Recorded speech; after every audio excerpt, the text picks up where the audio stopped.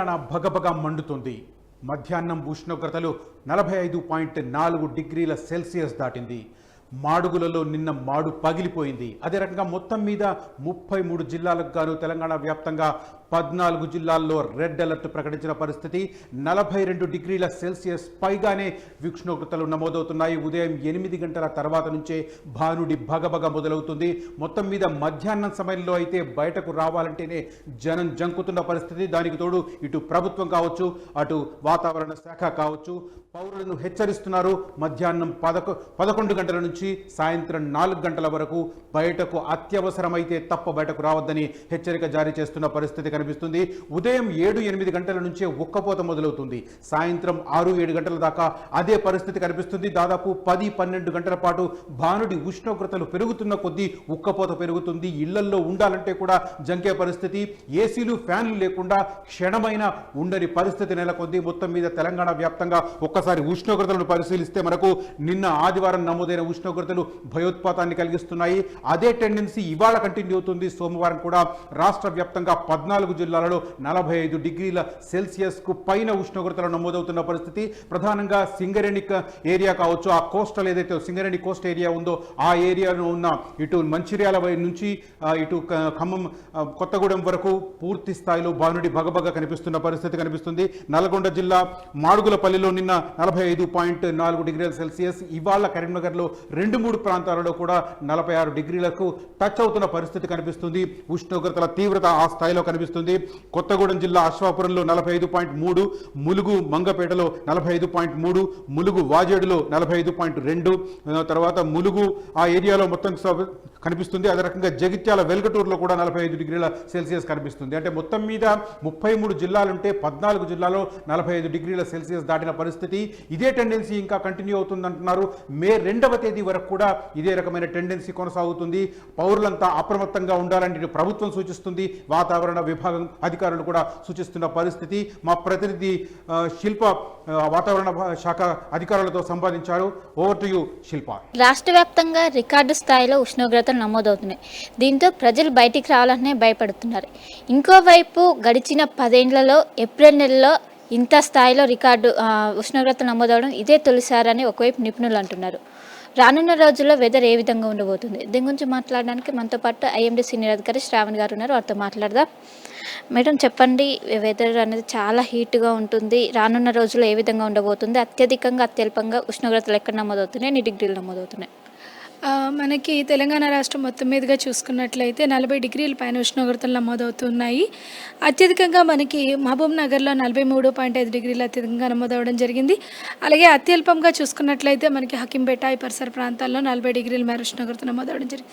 మొత్తానికి సరాసరి సగటులో మొత్తం 40 నుంచి 44 డిగ్రీల మేర ఉష్ణోగ్రతలు నమోదవుతూ ఉన్నాయి. ఇదే విధంగా వచ్చే 5 రోజులు చూసుకున్నట్లయితే అంటే దాదాపుగా మనకి మే 3వ తేదీ వరకు చూసుకున్నట్లయితే ఈ 2 రోజులు కొద్దిగా అక్కడక్కడ జల్లులు కురిసే అవకాశం ఉంది. ముఖ్యంగా ఉత్తర తెలంగాణ జిల్లాలో చిరుజల్లులు కురిసే అవకాశం కనిపిస్తూ ఉంది.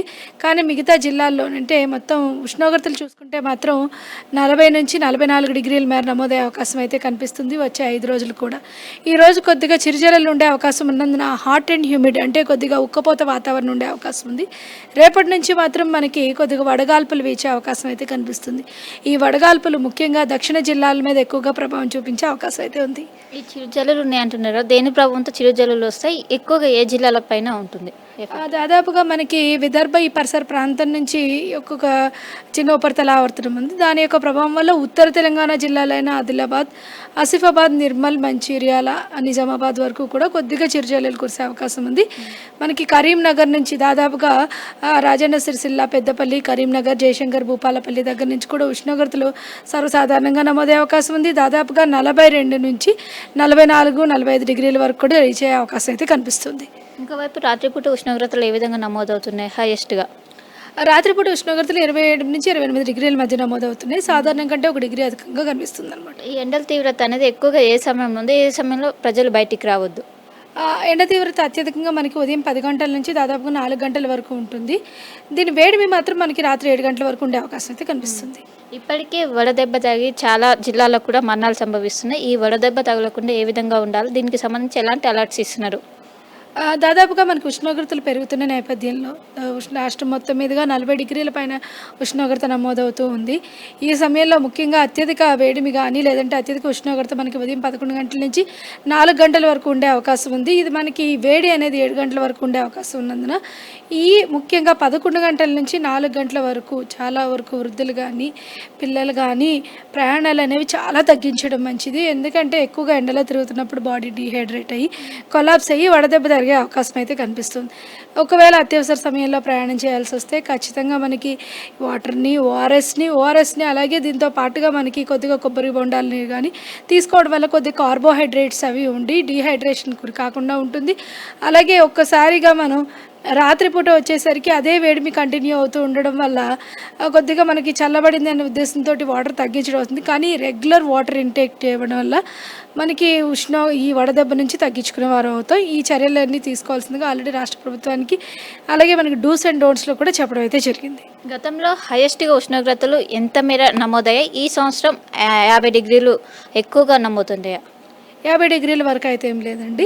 దాదాపుగా 2015-16లో అత్యధికంగా మనకి ఈ హీట్ వేవ్స్ అనేవి రావడం జరిగింది. ఆ తర్వాత మనకి 2024లోనే చూసుకున్నట్లయితే హీట్ వేవ్ ప్రభావం లేకపోయినా 40 డిగ్రీల పైన ఉష్ణోగ్రత వేడిమి ఎక్కువగా ఉండడం అయితే నమోదవుతూ వస్తుంది.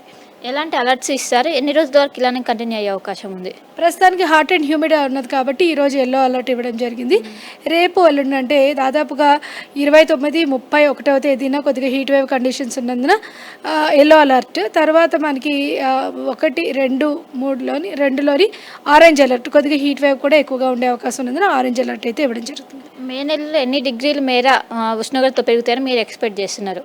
45 డిగ్రీల కంటే అధికంగా ఉండే ఉష్ణోగ్రత నమోదే అవకాశం కనిపిస్తుందని ఎక్స్పెక్ట్ చేయడం జరుగుతుంది. సో మొత్తం మీద ఇది రాష్ట్ర వ్యాప్తంగా కూడా 40 డిగ్రీల కన్నా ఎక్కువగా నమోదవుతున్నాయి. హైయెస్ట్గా మహబూబ్ నగర్లో 43 డిగ్రీల మేర నిన్న నమోదయ్యాయి. అండ్ ఈరోజు అక్కడక్కడ చిరుజల్లులు పడే అవకాశం ఉంది.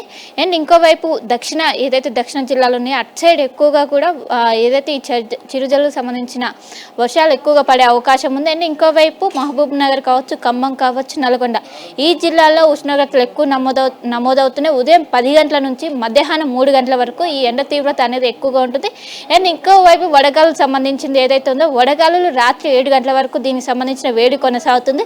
ఈ సమయంలో మెయిన్గా వృద్ధులు బయటికి రావద్దు, వస్తే ఖచ్చితంగా వడదెబ్బ తాకుతుంది. ఇప్పటికీ వడదెబ్బకు సంబంధించి మనకు మృతులు అనేది సంభవిస్తూనే ఉన్నాయి.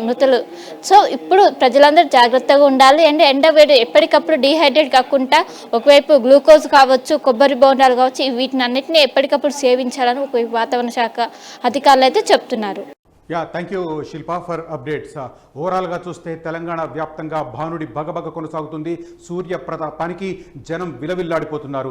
ముఖ్యంగా మధ్యాహ్నం సమయంలో ఫ్యాన్లు, ఏసీలు లేకుంటే క్షణం కూడా గడవని పరిస్థితి కనిపిస్తుంది. ఉక్కపోత భరించలేని పరిస్థితి కనిపిస్తుంది. ఈ నేపథ్యంలోనే వాతావరణ శాఖ కీలకమైన హెచ్చరిక జారీ చేసింది. ప్రభుత్వం కూడా హెచ్చరిక జారీ చేసింది. ఉదయం 11 గంటల నుంచి సాయంత్రం 4 గంటల వరకు అత్యవసరం అయితే తప్ప బయటకు రాకుండా ఉండాలని, ఇళ్లలోనే ఉండాలని సలహా ఇస్తున్న పరిస్థితి కనిపిస్తుంది. మనకు రాష్ట్ర వ్యాప్తంగా కూడా 33 జిల్లాలకు గాను 14 జిల్లాలలో రెడ్ అలర్ట్ ప్రకటించారు. 45 డిగ్రీల సెల్సియస్ కంటే ఎక్కువ ఉష్ణోగ్రతలు నమోదవుతున్న పరిస్థితి కనిపిస్తుంది. ఈ నేపథ్యంలోనే వాతావరణ విభాగం మనకు హెచ్చరికలు జారీ చేసిన పరిస్థితి. ఇదే టెండెన్సీ మే 2వ తేదీ వరకు కొనసాగే అవకాశం ఉందని చెప్తున్నారు. ఇంకొక ఆశ్చర్యకరమైన విషయం ఏమిటంటే మధ్యాహ్నం సమయంలో తీవ్ర స్థాయిలో ఎండలుంటాయి. అదే సమయంలో ఇవాళ అంటే ఏప్రిల్ 29, రేపు ఏప్రిల్ 30వ తేదీలలో మధ్యాహ్నం అంతా మండుటెండలు కొనసాగి సాయంత్రానికి ఉన్నట్టుండి వడగాళ్లతో కూడిన వర్షాలు పడే అవకాశం ఉందని చెప్తున్నారు. ఈ హెచ్చరిక కూడా మనకు 14 జిల్లాలకు సంబంధించి మనకు వినిపిస్తున్నది.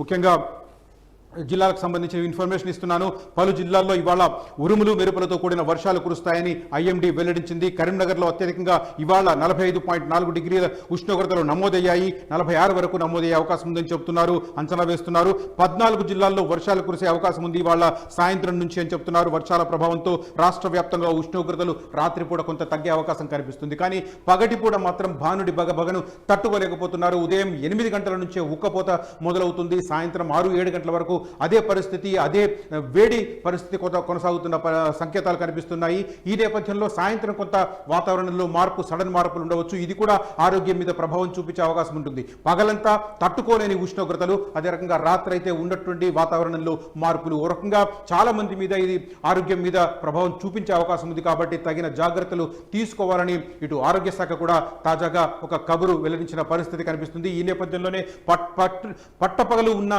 ఎండ తీవ్రతను తట్టుకోలేక చాలా మంది ఇబ్బందులు పడుతున్నారు. కొన్ని ప్రాంతాలలో కరెంటు కోతలు కూడా ఉండడంతో అది సమస్యను రెట్టింపు చేస్తున్న పరిస్థితి కనిపిస్తుంది. మొత్తం మీద ఇదే వాతావరణం మే 2వ తేదీ దాకా కొనసాగుతుందని చెప్తున్నారు. ఆ తర్వాత కొంత మార్పులు వచ్చే అవకాశం ఉంది. మే మొదటి వారం నుంచి కొంత మధ్యస్థంగా ఎండలు ఉండే అవకాశం ఉందని అంచనా వేస్తున్న పరిస్థితి.